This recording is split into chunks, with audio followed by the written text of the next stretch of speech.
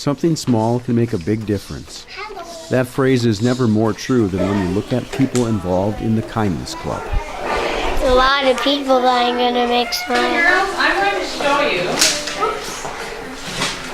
how to make a card that's kind of very favorite. Barb Bradfold's first grade class is responsible for brightening hundreds of people's days and has been doing this since 1995.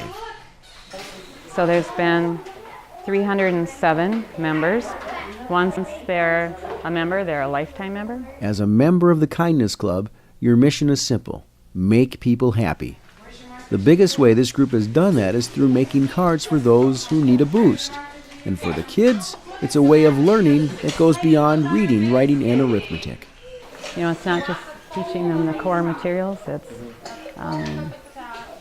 teaching them about the golden rule, which is our class motto. And when we first have one of our meetings at the beginning of the year, kids often haven't even heard of the golden rule. And so then we go over that and how to live by it. And I just feel like God's put that on my heart to teach that also, not just math and reading and science and writing. Each year a new class moves in and takes on the role of sending out cards and doing good.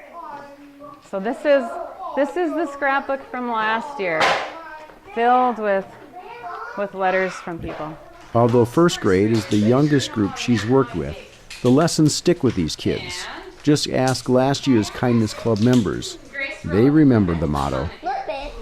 Who in here remembers the golden rule? Treat the people how you want to be treated. Do unto people as you want them to do unto you. In total, Mrs. Bradford's classes have practiced this rule and given out more than 50,000 cards to people. They even gave me cards to show thanks for doing this story. The impact this group is having keeps expanding.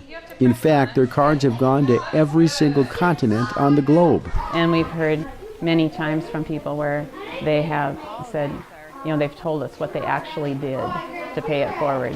They thank us for the cards, and so there is a ripple effect. The number of people they've impacted is staggering.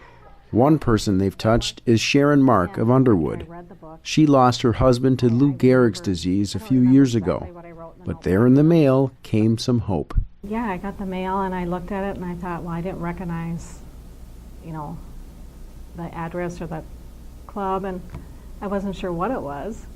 And then when I opened it, it was just such a fun surprise to have all those little kids saying they were sad for us and thinking about us and just trying to cheer us up with their little cards.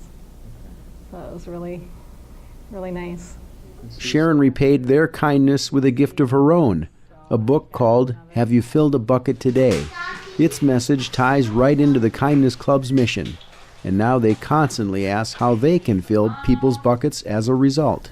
I just hope that they keep doing it.